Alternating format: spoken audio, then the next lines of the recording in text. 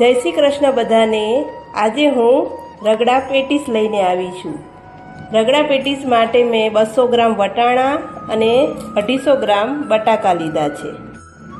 વટાણાને મેં 4 થી 5 કલાક ગરમ પાણીની અંદર પલાળી લીધા છે, જેથી ફૂલીને સરસ પોચા થઈ જાય। હવે પેટીસ બનાવવા માટે સૌથી પહેલાં આપણે બટાકાને બાફી લઈશું। ગેસ ચાલુ કરી બટાકાને સરસ ધોઈ અને બાફવા મૂકી દઈશું। બાફતી વખતે થોડું મીઠું પણ નાખી લઈશું। હવે બટાકા બાફ્યા બાદ વટાણાને પણ બાફી લઈશું। બાફતી વખતે તેમાં થોડું મીઠું, થોડી હળદર અને સહેજ અમથી હિંગ નાખી બાફી લઈશું। હવે પેટીસ બનાવવા માટે બટેકાને આ રીતે છૂંદો કરી લીધો છે। હવે તેની અંદર આપણે મસાલા કરી લઈશું। મસાલામાં સૌથી પહેલાં આદુ, લસણ અને મરચાંની એક પેસ્ટ નાખીશું। ત્યારબાદ થોડું લાલ મરચું, ધાણા જીરું, હળદર અને સહેજ અમથી હિંગ અને સ્વાદ મુજબ થોડું મીઠું। ત્યારબાદ થોડા લીલા ધાણા। પેટીસને બાઇન્ડિંગ આપવા માટે મેં પૌવાને થોડા મિક્સરમાં દળી લીધા છે। જે આપણે સફેદ પૌવા બટેકા પૌવા માટે ખાઈએ છીએ તે જ પૌવા લીધા છે, તેનો મેં મિક્સરમાં પાવડર કરી લીધો છે। તેને પણ નાખી બધું જ મિશ્રણ મિક્સ કરી લઈશું। બધું જ મિશ્રણ મિક્સ કરી દીધું છે। હવે પેટીસનો સ્વાદ વધારવા માટે થોડો ચાટ મસાલો અને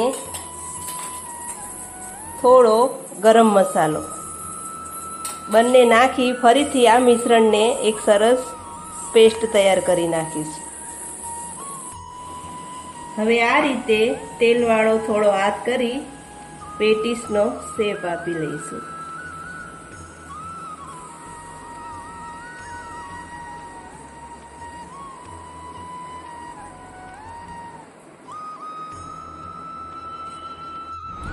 આ રીતે બધી જ એક પછી એક પેટીસ બનાવીને તૈયાર કરી લીધી છે।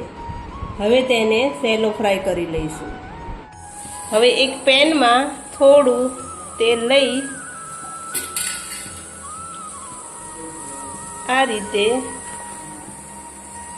થોડી વારે પેટીસને શેકી લઈશું।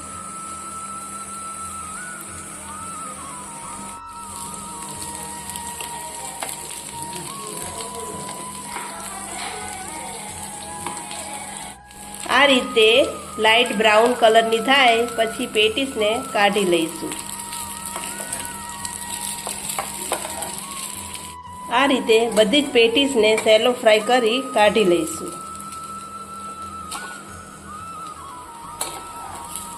રગડો વઘારવા માટે 2 ચમચી તેલ લઈશું। તેલને થોડીવાર માટે ગરમ થવા દઈશું।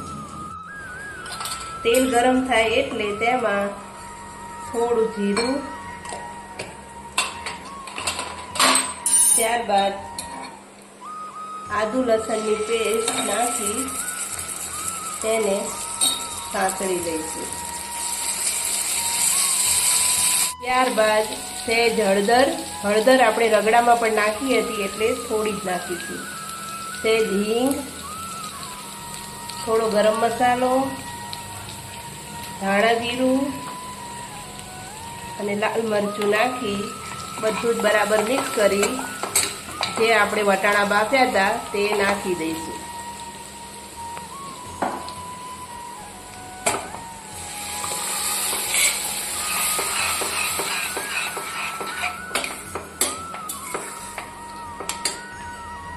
ત્યારબાદ અડધો ગ્લાસ જેટલું પાણી પણ નાખશું।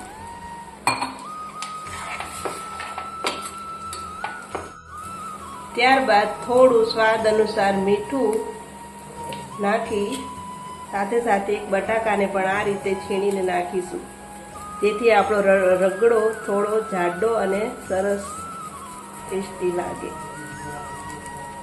રગડો બનીને તૈયાર છે. હવે રગડા પેટીસ બંનેને આપણે સર્વ કરીશું. રગડા પેટીસને આપણે ગરમ ગરમ સર્વ કરીશું. સૌથી પહેલા થોડો રગડો, ત્યારબાદ બે પેટીસ આ રીતે મૂકી ફરીથી ઉપર થોડો રગડો નાખીશું. ત્યારબાદ ગળી ચટણી,